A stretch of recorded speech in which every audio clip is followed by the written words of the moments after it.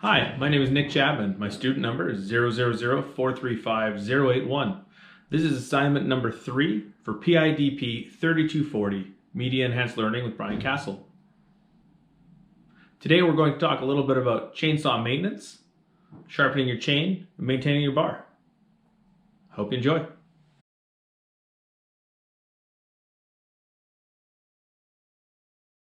Tools. The tools that you're going to require will include a bar wrench, a flat file,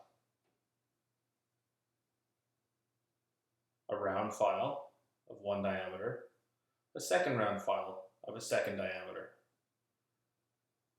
your file handles to protect your hands from the tang, and gloves. You may also need a spare chain in case yours is worn out. You may also need a bench vise. This will make your job a little easier. Now it's time for our visual inspection. It's the first step in any maintenance. You're going to want to have a look and make sure you're not leaking any oil out of your bar oil cap, leaking any gas out of your gas cap. You want to check for a damaged casing and ensure that your chain brake handle is intact and operational. Disassembly is our next step here. You're going to start with the bar nuts. You're going to want to break these by putting your bar wrench on it and turning counterclockwise.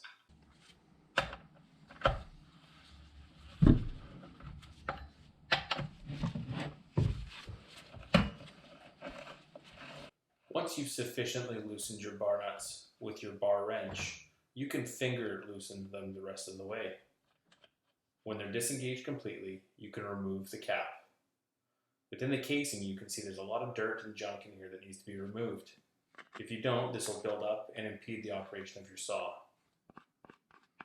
Use the flathead end of your bar wrench to accomplish this. You can also use the flathead end of your bar wrench to clean all the debris from around the flywheel from the inside of the cover. Pay attention to the adjustment screw here. You'll place the flathead end of your bar wrench in there and turn it counterclockwise to loosen the chain. With it sufficiently loose, you should be able to pull your bar quite fluidly from your chainsaw. This is where we begin the inspection of our bar.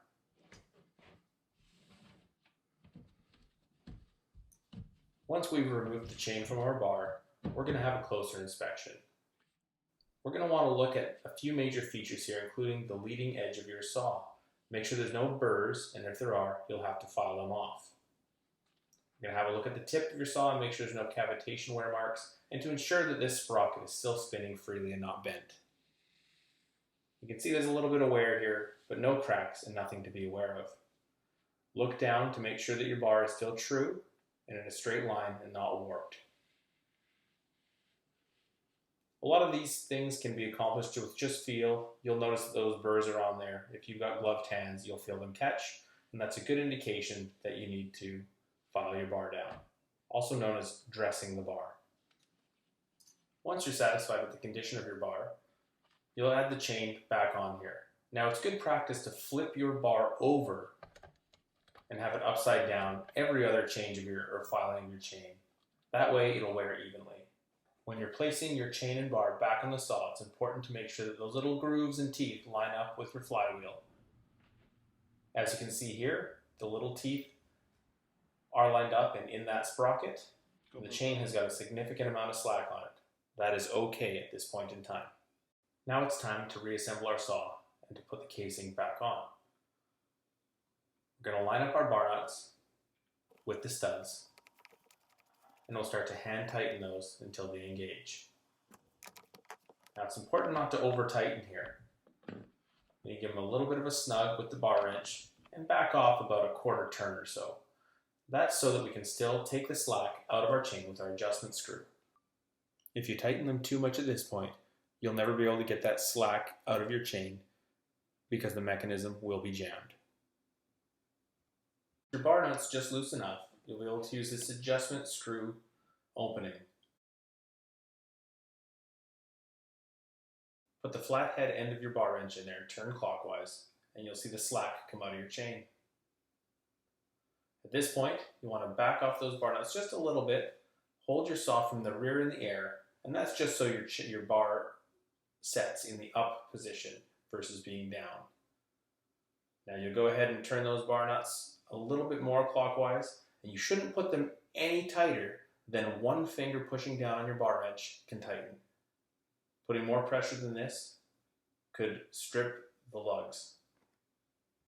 Now that our saw is reassembled, we're ready to start filing our chain. Now in this case, you can see I've got about a 45-degree angle of my saw, the bar and chain, and that's because I've got it in that vise. That will come in handy, and it'll allow you to get the right angle to apply the proper amount of force in the right direction. When it comes to filing your chain, you're going to want a diameter file that fits right into that opening and seems like it's just a little bigger than the tooth is tall.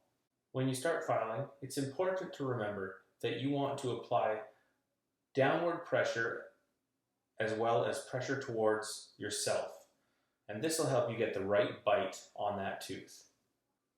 It takes some practice, but once you get it right, you'll have a good finish on your sharpened tooth. When you start sharpening, you'll move it across at about a 45-degree angle. One fluid motion, take the file out and reset and do it again. With your chain break off, you should be able to pull your chain backwards to progress to the next tooth. You'll do this until you've moved the entire way around your saw. You'll then do the same for the teeth on the other side of the chain. When you're filing your chain, it's important to remember that the tooth is composed of two parts: the depth gauge, which is the leading little bump, and the tooth, which is the sharp part. These two work together to set a depth for how much wood comes out with each pass of the tooth, and the space between the top of the depth gauge in the front and the top of the leading edge of the tooth determine how thick the wood chip will be. The depth gauge should be set just below the leading edge of the tooth, as you can see here. If the depth gauge is taller, all you have to do is take your flat file and run a couple of passes. I would recommend starting with no more than 3 over each depth gauge that is too tall.